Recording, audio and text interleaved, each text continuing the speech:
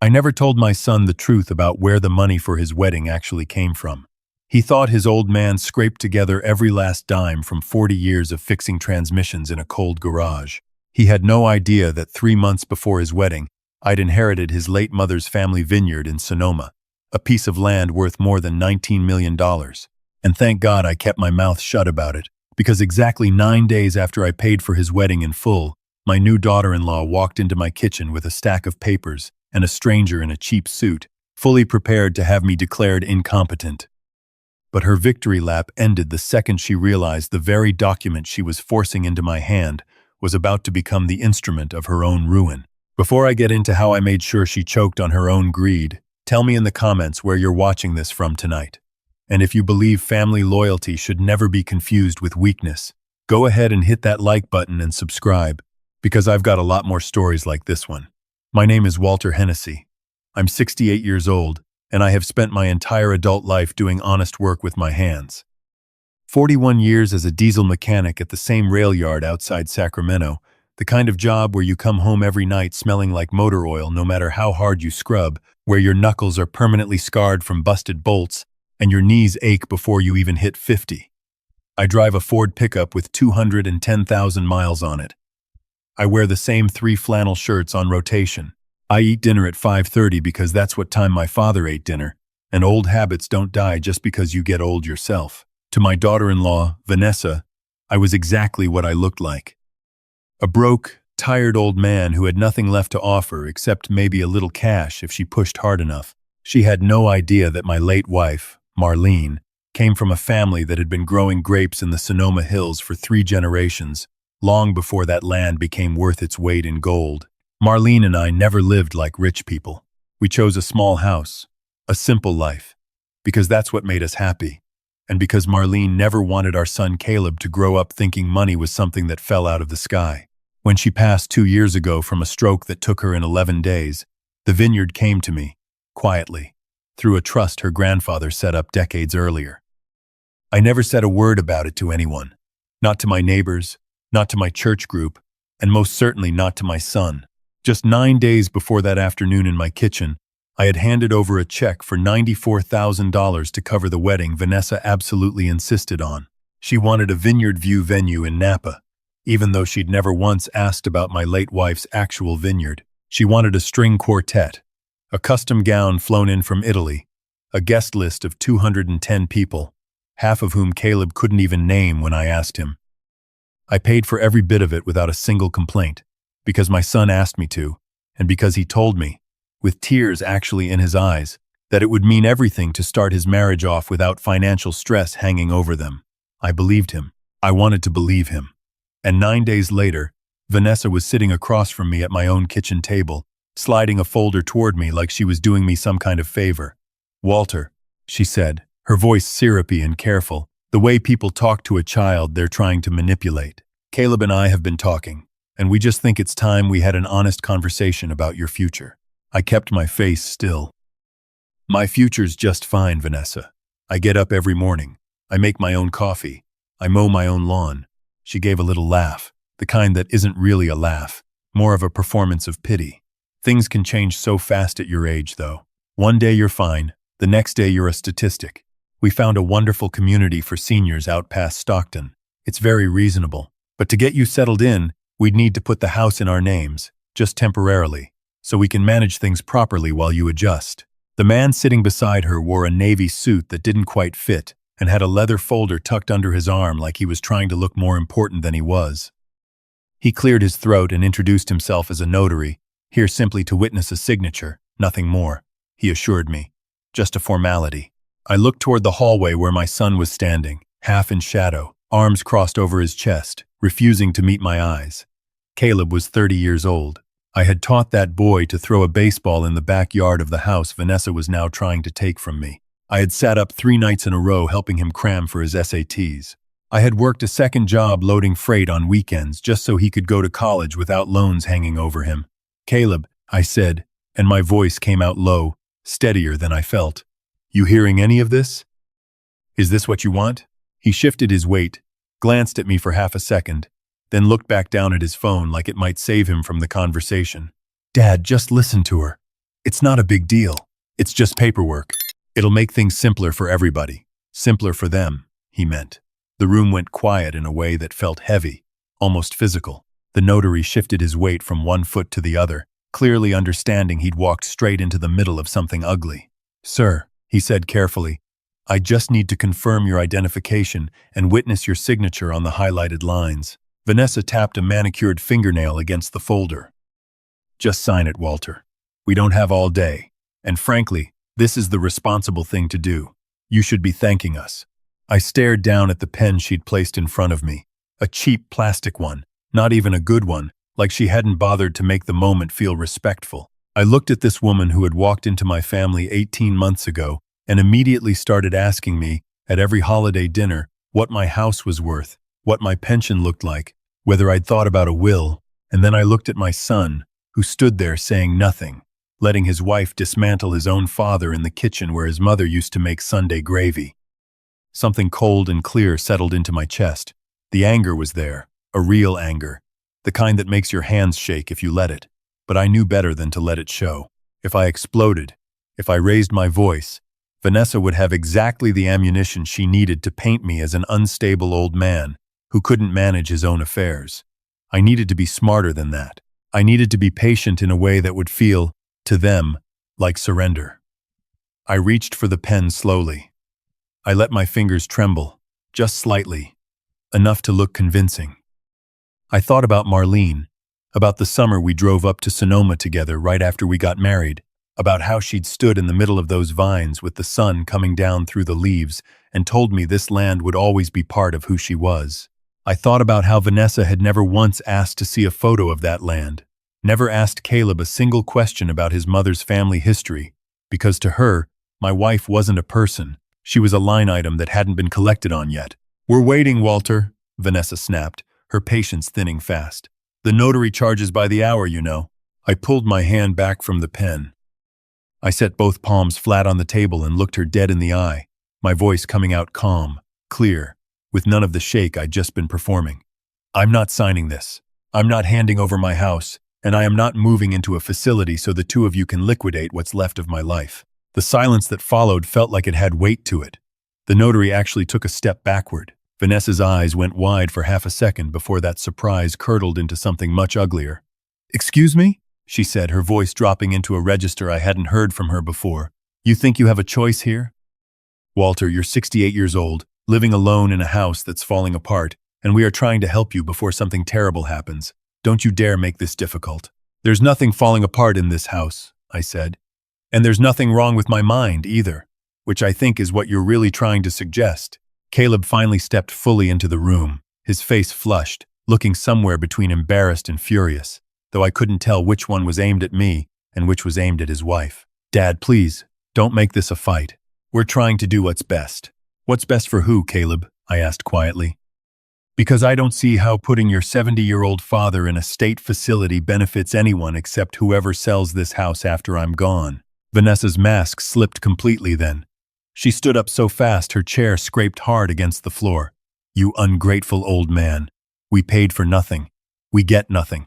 Caleb works himself to the bone at that insurance office, and we are drowning in debt because of the wedding, the house we're renting, the car payments. Do you have any idea what it's like trying to build a life right now? And you're sitting on this house just rotting away in it, refusing to even consider helping your own family." There it was. The real reason, finally. Sitting out in the open on my kitchen table. Not concern for my health, not love for an aging father. Debt, desperation. A son and his wife who had spent themselves into a hole and decided the fastest way out was through me. I told them both, calmly, that I needed time to think, that I wasn't going to be bullied into a decision in my own kitchen, and that they needed to leave.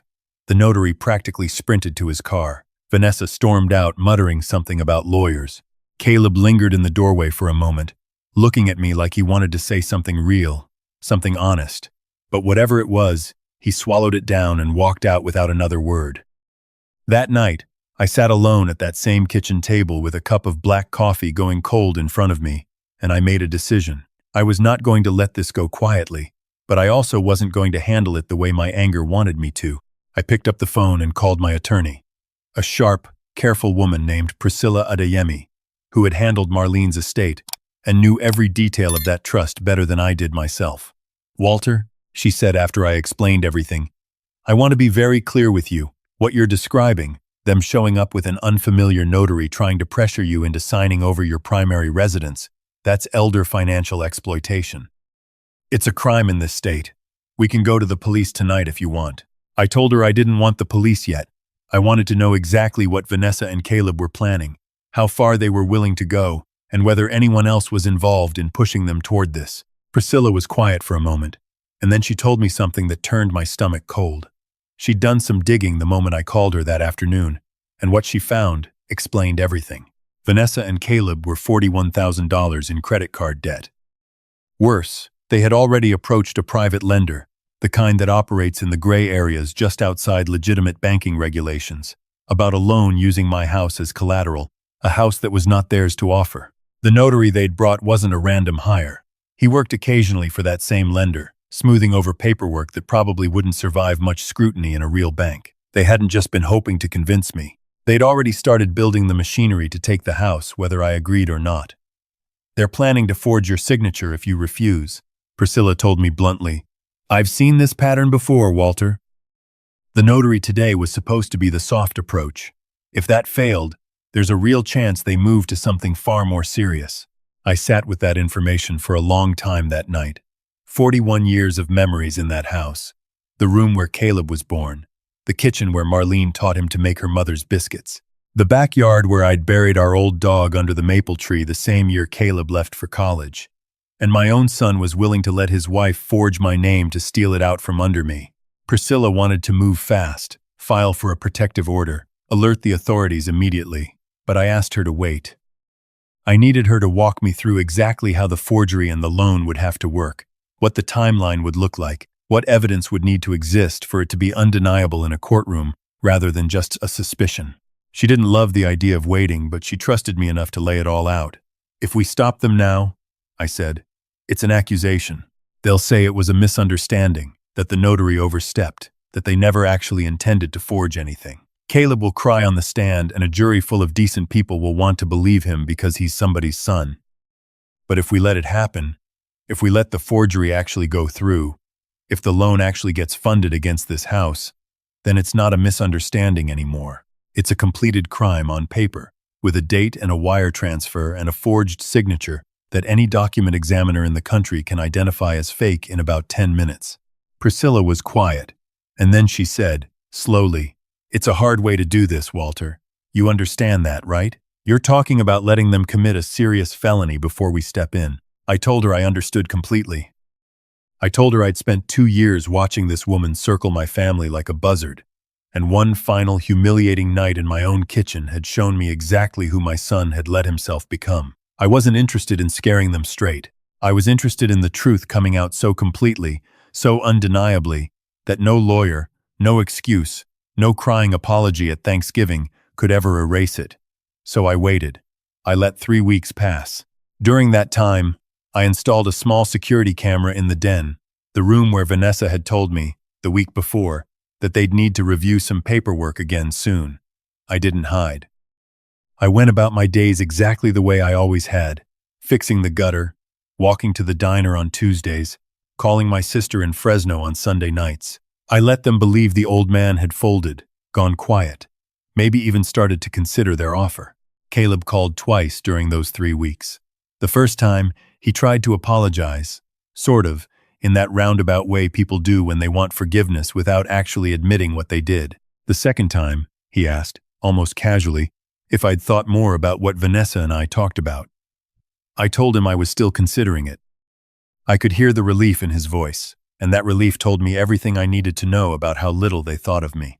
Exactly 22 days after that first confrontation, Vanessa returned, this time without Caleb, carrying a different folder and a different notary, a heavy-set man I'd never seen before who barely looked at me when he walked in.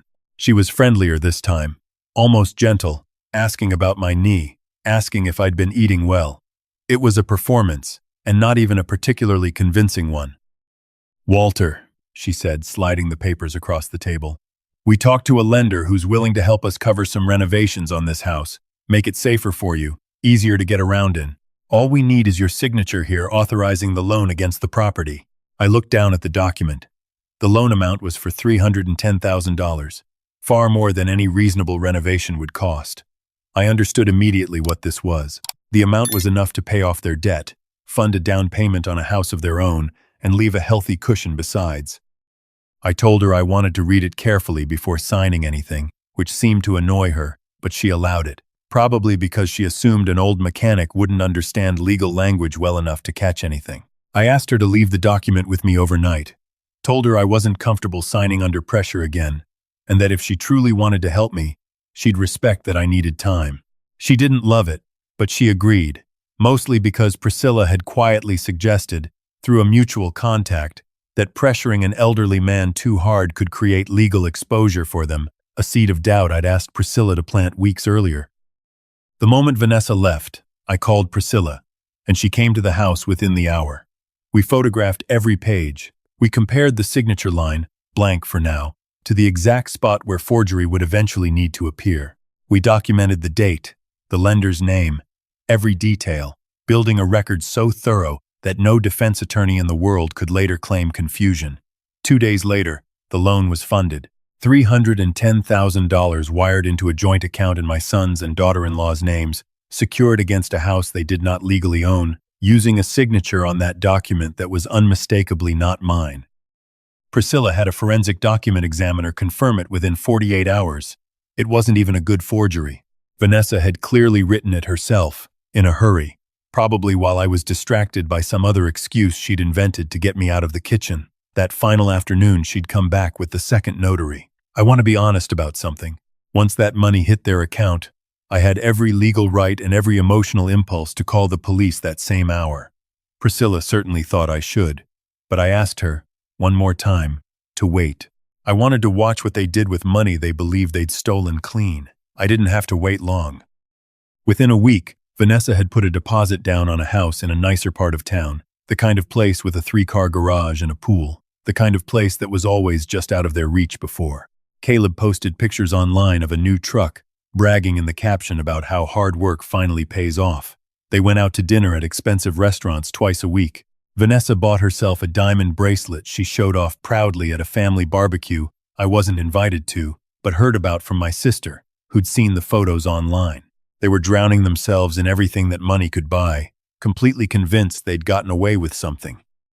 What they didn't know was that every transaction, every receipt, every social media post bragging about their sudden good fortune was being quietly documented by Priscilla's investigator, building an airtight picture not just of the forgery itself, but of exactly how the stolen funds were being spent, which matters enormously in court when it comes to restitution and intent. 4 weeks after the loan funded, I drove out to Sonoma alone, to the vineyard Marlene had left me, the place I hadn't visited since her funeral because it hurt too much to walk those rows without her. I sat on the porch of the old farmhouse her grandfather built, looking out over vines that were just beginning to bud for the season, and I felt, for the first time in months, something close to peace. I knew what was coming next, and I knew it would be ugly, but I also knew it would finally be honest. I called Priscilla from that porch and told her it was time. She filed everything the following Monday.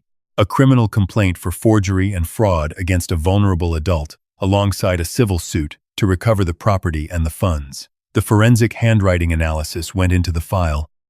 The security footage from my den, showing Vanessa rifling through documents on the table when she thought no one was watching, went into the file. The financial records showing exactly how quickly stolen money had been converted into a truck, a house deposit, and a diamond bracelet went into the file too.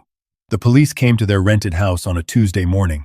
Caleb called me that same afternoon, his voice cracking in a way I hadn't heard since he was a boy. He asked me how I could do this to my own son. I told him, as gently as I could manage given everything, that I hadn't done anything to him.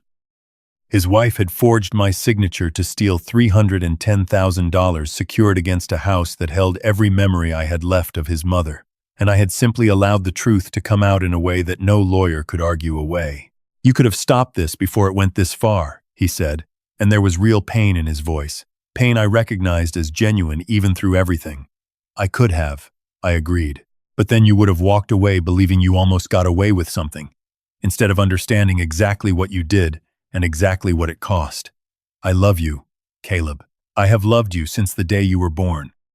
But loving you does not mean protecting you from the truth of who you let yourself become. Vanessa was charged with forgery and fraud against an elderly person, a felony in this state that carries real prison time. Caleb was named as a co-conspirator, though Priscilla worked with the prosecutor to recognize that he hadn't physically forged anything himself, hadn't known the precise mechanics of what his wife had done, only that he'd benefited from it and chosen not to ask too many questions.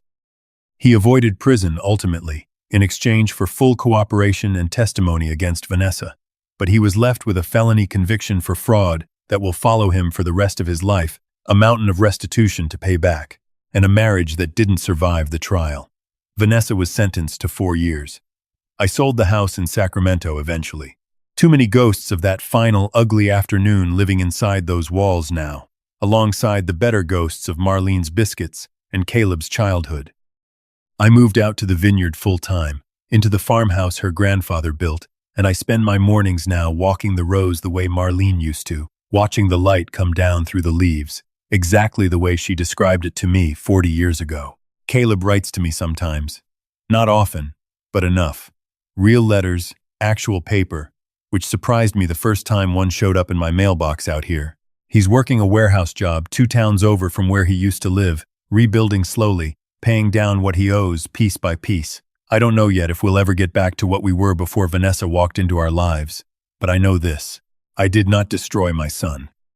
He made choices, and those choices had consequences, and the only thing I refused to do was shield him from the truth of what those consequences actually were. People will look at this story and call me cold. They'll say a father should protect his child no matter the cost, no matter what he's done. Maybe some of you watching this right now feel exactly that way, and I understand it. But I am 68 years old, and I buried a wife, and I nearly lost a house full of 40 years of memory to a woman who saw me as nothing but an obstacle between her and a comfortable life. I have learned, the hard way, that love without honesty isn't really love at all. It's just fear wearing a kinder face. If you are out here tonight, my friend, watching this story unfold and thinking about your own family, about your own children, about the line between protecting them and enabling them, I want you to know you are not alone in wrestling with that question. I read every comment you leave me, and it helps more than you know to hear that other people understand exactly what this kind of heartbreak feels like. Hit that like button if you believe the truth always finds its way to the surface eventually. Subscribe if you want to hear more stories like mine, and I'll see you again very soon. Thank you for sitting with me tonight, my friend. Sleep well.